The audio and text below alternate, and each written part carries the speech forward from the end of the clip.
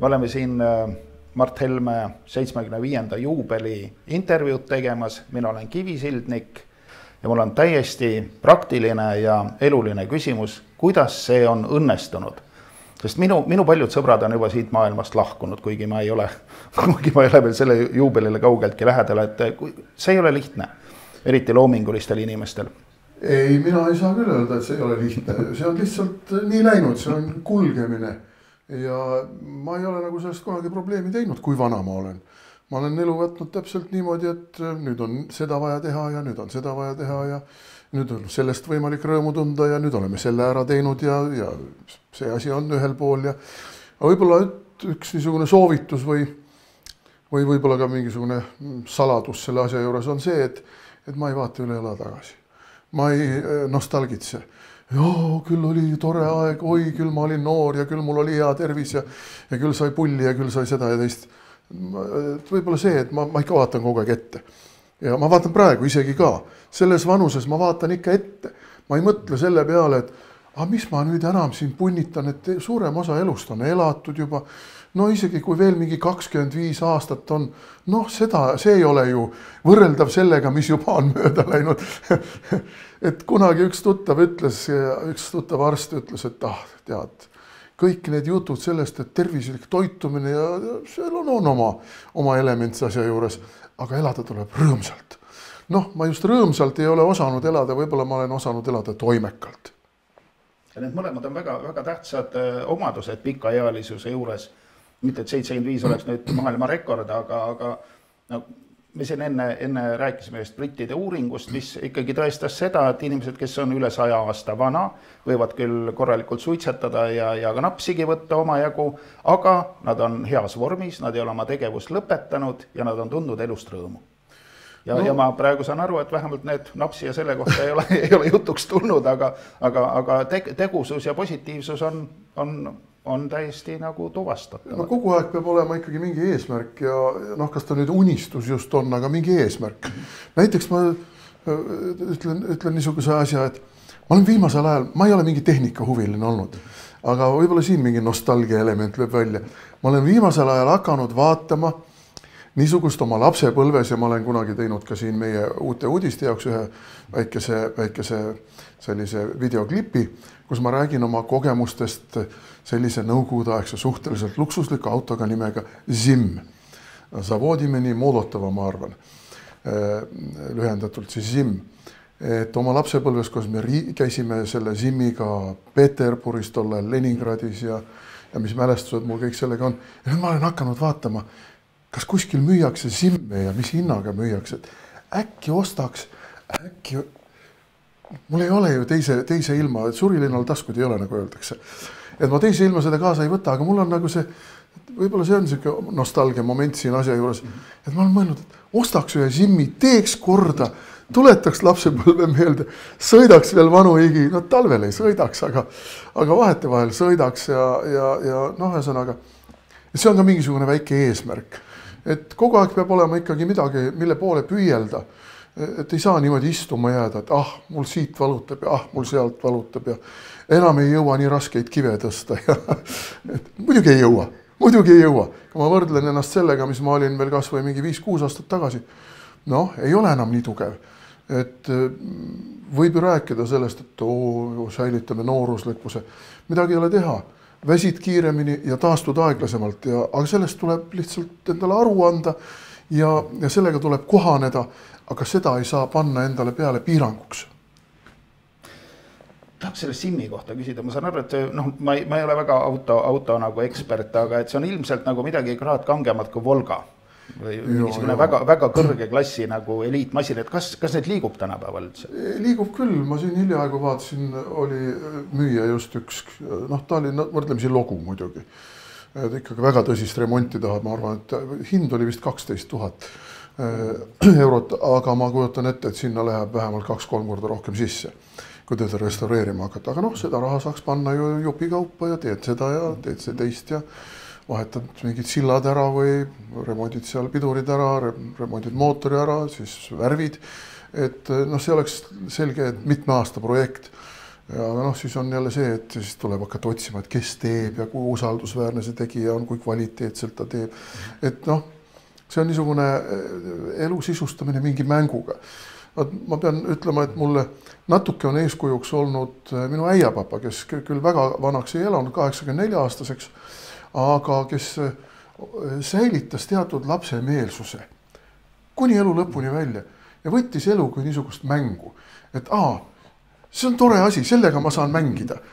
See on tore mäng, siin ma löön kaasa.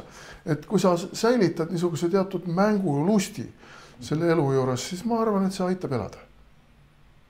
Valimiskampaanias oli näha teie nagu lusti seal rahva esinemistel. Et kust see tuleb? Kas te naudite esinemisi? Tuleb see muusiku minevikust? Kust selline hämmastav karisma võiks öelda?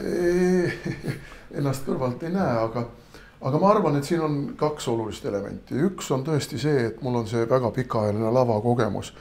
Ja noh, kui sa ikkagi oled laval ja noh, kas sa nüüd just staar oled selle sõna kõige säravamas tähenduses, aga ikkagi sa oled mingi keskpunkt, sa esined, sa tutvustad lugusid, sa kutsud inimesi üles kaasa elama, sa räägid, et nii, no nüüd oleme siin võimerdanud pikalt, eks ole, et teinud kõhutantsu ja seda teist, et nüüd kargame, paneme nüüd ägedat rokki, et kütad nagu seda rahvast üles, et kindlasti see rahvaga suhtlemine lavalt ja see niisugune lavapersooni kogemus, et see on kindlasti üks element, aga teiselt poolt muidugi on niimoodi, et mina ei ole selline tuim Eesti mulgikapsas. Ja ei ole seda tänu sellele, et minu emapoolne vanaema oli Peterburi venelanna ja mu ema ikka, ma ise seda vanaema ei ole näinud, aga mu ema ikka rääkis, missugune tulesäde see tema vanaema olevat olnud ja mina niisugune tulesäde ka ei ole. Aga tõenäoliselt sealt poolt on seda niisugust mitte ugri-mugrilikku elevust ja võib-olla ka uudisimu. Mu ema oli väga uudisimulik kuni elu lõpuni välja. On sealt poolt päritud ja ma nagu paneks need kaks asja kokku. Vastab tõele. Kunagi Veiko Märka, kirjanik, kurtis sellele, et eestlased on uimased ja allaheitlikud ja oimetud, aga temas on väike tera Rootsi verd. Tema ei ole selline. Võib nii olla. Rootslaste kohta ma ei tea, aga kui ma Soomes käin, tihtipeale või soomlastega suhtlen, siis mul on selline tunne, et ma 2 või 3 korda jõuan juba ette ära mõelda selle lause, mille lõpetamine võtab temal nii kaua aega. Mul tekib teatud kärsitus. Aga jah, no nii on, aga ma arvan, et see moment on sellepärast, et ma ütleksin, et ka minu õde, kes on nüüd meie hulgast lahkunud, ega minu vend, noorem vend Rein, kes on ka kahjuks meie hulgast lahkunud, et õde oli tükk maad vanem. Et selles mõttes ei ole ime, et on meie hulgast juba lahkunud. Et ka nemad olid sellised, noh, neil oli ka ikka karismat. Aga kuidas teil lause lõpetamine kirjanikuna läheb? Kas kirjutamine läheb sujuvalt? Jaa, noh, mingid tavalist ajaleheartiklit mul tavaliselt üle poole tunni aega ei võta, et see põhimõtteliselt kirjutamise kiirus. Et kui ma olen endale selle läbi mõelnud juba, mida ma tahan öelda, mis mul see point on, milleni ma tahan jõuda, 2 asja on. Kuidas alustada, kuidas lõpetada? Ma arvan, et kirjanik teab seda. Et kõik muu mahutub sinna vahele. Midagi on seal vahepeal ka. Kõik muu mahutub sinna vahele. Et kui mul see on olemas, siis ülejäänu kirjutamine läheb ludinal. Ilukirjandusega muidugi teine lugu. Ilukirjandusega on natuke keerulisem, isegi kui sul on see püant olemas ja kui sul on see algus olemas, siis seal see sõnavalik ei ole ju selline kõnekeelne ja lihtsalt ajalehe stampväljendite ritta ladumine. Et kui sa tahad, et ta oleks väljendusrikas, kui sa tahad, et seda peab lugema teinekord isegi niimoodi, minu suur eeskuju on ikkagi olnud Gabriel Garcia Marquez, kellel ülitihe tekst on, tihtipeale tõesti on niimoodi, et sa loed lõigu ära ja sa loed seda uuesti, sest see on nii tihe ja see sõnavalik, see sõnade omavaheline kooskõla, see on niisugune, et sa loed mõnikord seda sellepärast, et sa naudid seda, tahad uuesti üle lugeda, aga teinekord loed seda ka sellepärast, et pagana pihta, ma sain sellest nii aru, aga sellest on võimalik ka nii aru saada. Aga võib-olla on sellest võimalik ka kolmandat moodi veel aru saada. Et selles mõttes, noh, ilukirjandus, ma ei ole muidugi, jumal teab, kui viljakas ilukirjanduse kirjutaja olnud, ehkki mul on ilmunud siin mõned lasteraamatud ja see Hiina juttude kogumik, mis on niisugune Hiina legendide ümberjutustus tihtipeale minu oma töötluses ja tihtipeale väga kaugele minnes sellest, mis see algimpulss on olnud. Aga ja ilukirjandus on teine ja muidugi, kui nüüd hakata rääkima sellest, et peaks mingit romaani kirjutama, siis seda kogemust mul ilukirjanikuna üldse ei ole. Ja kui siin hakata mõtlema siis sellest, et mingid eriliinid jooksevad ja kuidas need eriliinid siis ristuvad ja lahku lähevad ja jälle ristuvad ja lahku lähevad ja kuidas ühed kangelased tulevad ja lähevad ja mõned kaovad ja mõned surevad ja teised sünnivad ja see on muidugi juba hoopiski teine kvaliteet ja ma selles mõttes ka imetlen seda sama Markest, kes meisterlikult seda kunsti valdab. Nii, aga on teil käsil praegu kirjanikuna üht-teist? No ootab. Mingite toorikutena, mingite paberiribadele kirjutatud mõtete ja ideedena üks jutukogu. Ma ütleks, et niisugune, jällegi tulles Ladina-Ameerika kirjanike juurde, esimesed jutud, mis mul on ja mis sellesse kogumikku läheksid, ma kirjutasin juba ülikooli ajal. Ja siis ma ei olnud kuulnud üldse sellist väljendit nagu maagiline realism. Aga kui ma neid jutukesi nüüd loen ja neid oma ideid mõtlen, ja siis see mahutub enam-vähem sinna maagilise realismi niimoodi mõõdupuude alla. Et ta on nagu ühelt poolt fantastika, teiselt poolt ma püüan olla hästi realistlik. Et need situatsioonid on ette kujutatavad reaalses elus. Aga nende reaalsete raamide sees juhtub midagi ja jõutakse välja kuhugi, mis ei ole tegelikult meie niisuguse lauapihta koputamisega päris kooskõlas, et see on nüüd reaalne maailm. Koputasin lauapihta, siin on laud, siin on käsi, siin on sõrmenukid. Heli oli ka täpselt selline, nagu lauapihta koputades on. Aga seda on võimalik panna sellisesse kastmesse, et ta nagu on reaalsusest väljas. Ja see on mu taotlus ka nende juttude puhul. Aga neid on raske kirjutada muide. See ei ole niimoodi, et ma istun ja poole tunniga viskan valmis. Aga mis on see, mis on reaalsusest väljas? Reaalsusest väljas on esiteks see tunnetuslikkus. Teiseks see, et inimestega või oludega juhtub midagi, mis on fantastika reaalsuse kastmes, ütleme niimoodi. Et neid peab lugema, ega seda ei ole võimalik niimoodi 2-3 sõnaga selgitada, mis on reaalsusest väljas. Reaalsusest väljas on palju asju on reaalsusest väljas. Reaalsusest väljas on näiteks see, et me kõik oleme kogenud seda, et me just nagu ärkame öösel üles, oleme üleval, aga mingil hetkel me avastame, et me tegelikult magasime. Ja võib-olla ka vastupidi, et me magame, aga oleme üleval ja oleme üleval, aga magame. Ja küll võib-olla see on natukene selline mitte just kõige sobivam võrdlus, aga siiski. Et kuidas on võimalik ümber maailma reisida? Niimoodi, et sa tegelikult kuskilt toast või mingist asukohast ei lahku. See on maagiline realism. Jah. Luurajad nimetavad seda Ameerikas vähemasti, kes see on erialane termin. On niisugused paraspioonid, kes siis liikumata sealt oma kontorist võivad vaadata venelaste tuumaallvelaevu või midagi sellist. See on ka väga praktiline ala, mitte ainult ilukirjanduse teemad, sellised üleloomulikud, mis iganes nad siis on, et neid kasutatakse. Sõjavägi merevägi Ameerikas olevat olnud väga aldis neid kasutama, kuna üldiselt, kuna ei ole teooriat, kuidas see selgelt nägemise laadne asi töötab, siis nagu mõistusega inimesed ei suuda nagu vastu võtta asja, millele puudub seletus. Aga merevägi vaatas testi, töötab, selge, tarvitame. No võtamegi, kuidas me siis võtame need profeteeringuid. Ikkagi mingid profeteeringud tihtipeale osutuvad täiesti tõeks. Kas need inimesed on selgelt nägijad, kas neil inimestel on mingisugune kolmas silm, nagu kuskil idamaades kirjeldatakse. Ja vaat ei oska öelda, aga ja ma olen enda puhul ka täheldanud seda, et ma mingites küsimustes nagu mingi äkilise selguse saan ja oskan nagu öelda, et aga need asjad lõpevad ju niimoodi.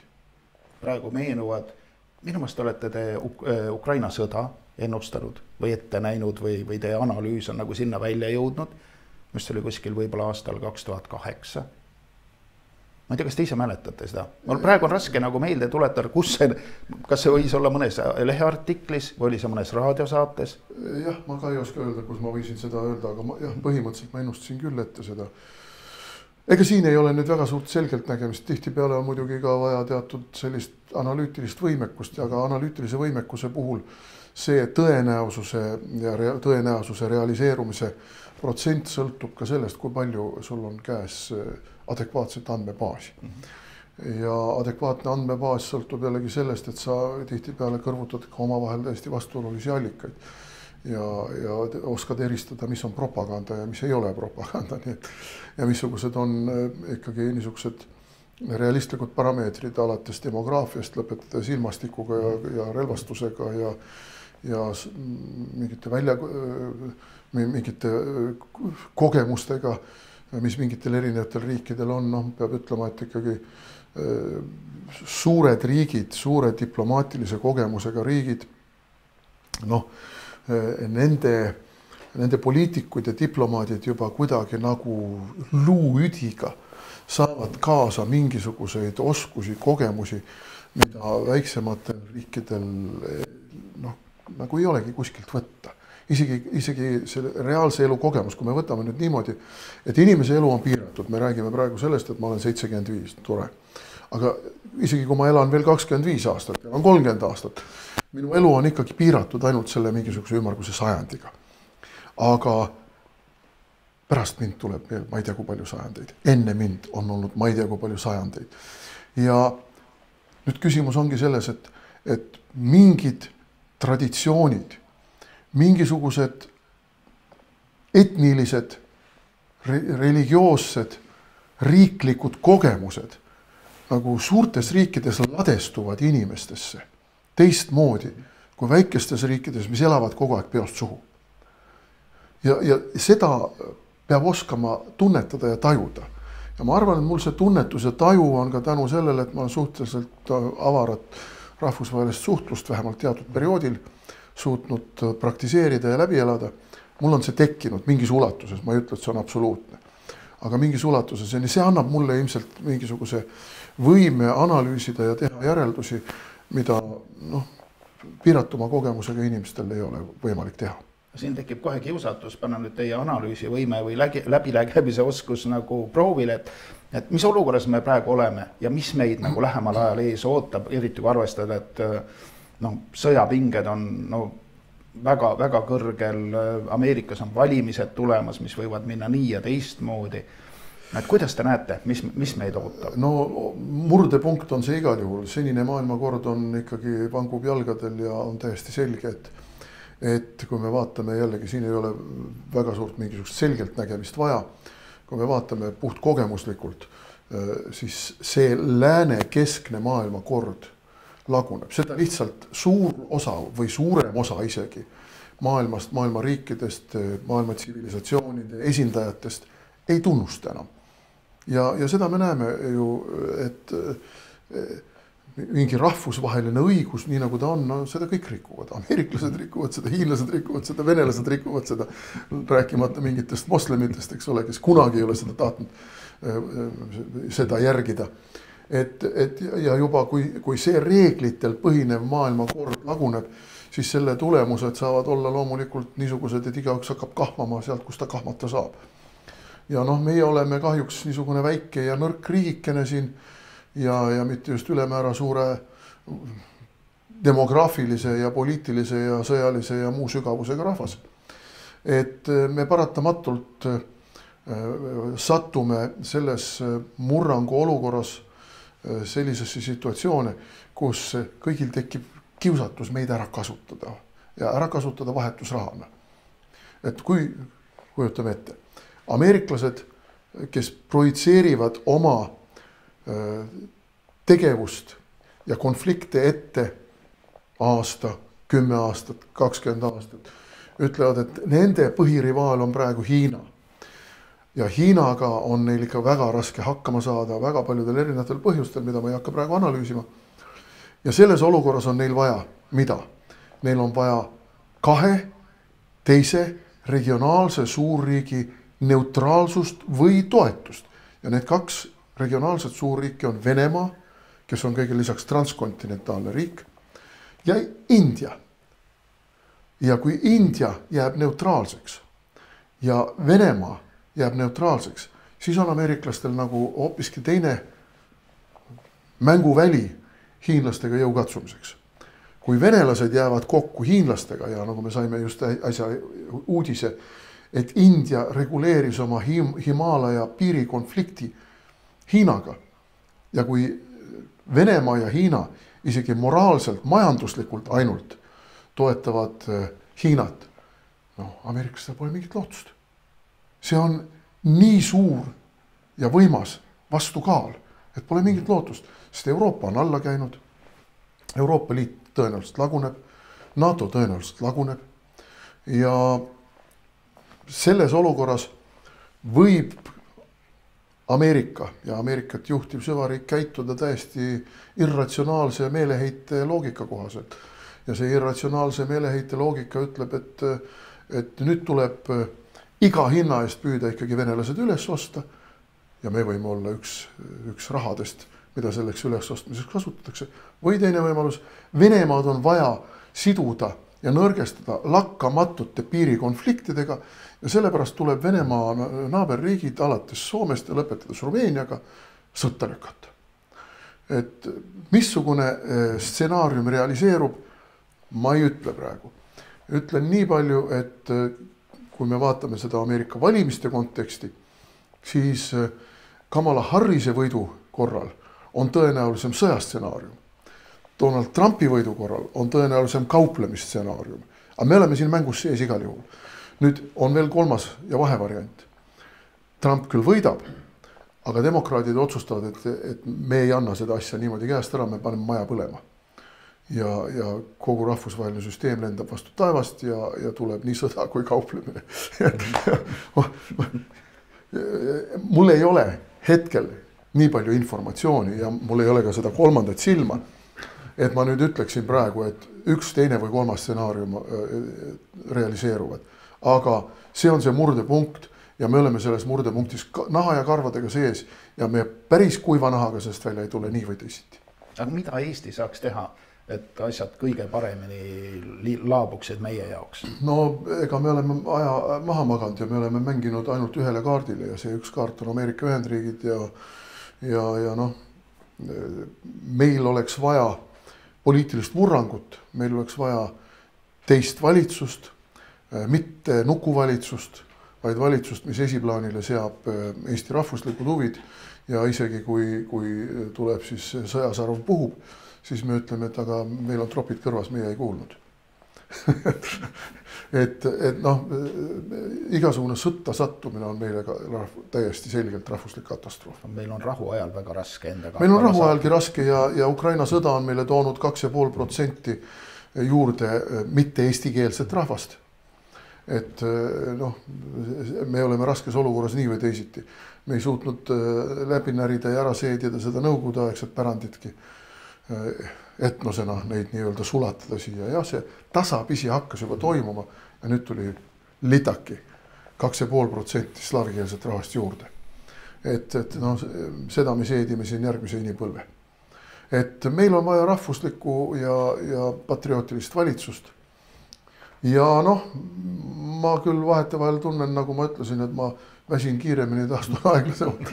Aga ma veel püssi põõsasse ei viska ja ma olen oma erakonnakaaslastele samuti lubanud, et ma kindlasti järgmise valimistsükli teen kaasa. See tähendab nii kohalikud valimised kui Riigikogu valimised ja vaatame, võib-olla ikkagi tähtede seis tuleb niisugune, et me saame patriootilise valitsuse moodustada ja me saame Eesti päästa. No selle positiivse tõdemusega oleks päris kena lõpetada. Aitäh! Aitäh!